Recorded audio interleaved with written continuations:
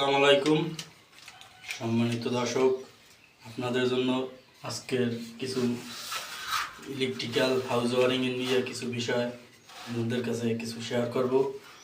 আশা করি সবাই সম্পূর্ণ ভিডিওটা দেখবেন। আপনারা যে হাউসের কাজ করান, বিভিন্ন ইলেকট্রিক মিস্ত্রি আছে, ইলেকট্রিশিয়ানের আছে, তিনটা প্রশ্ন তাকে অবশ্যই করবেন যে আচ্ছা তুমি কারেন্টের কাজ করবা বা আমার ঘরে হাউসের কাজ করবা, তা তুমি কারেন্ট কাকে বলে, তো কারেন্ট কাকে বলে সেই প্রশ্নটা একটু বলো আমাদের।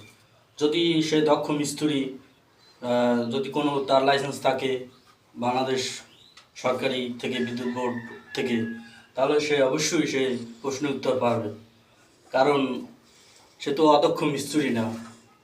যদি সে পারে যে আচ্ছা কারেন্ট কাকে বলে, যদি সে প্রশ্ন উত্তর পারে, আর যদি না পারে তাহলে বুঝবেন যে অবশ্যই অদক্ষ মিস্ত্রি।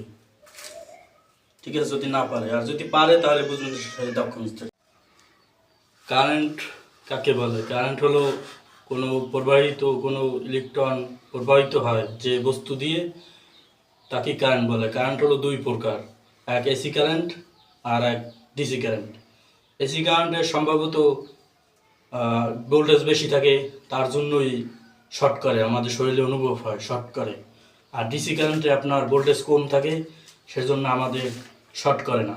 আশা করি সবাই বুঝতে পারছেন।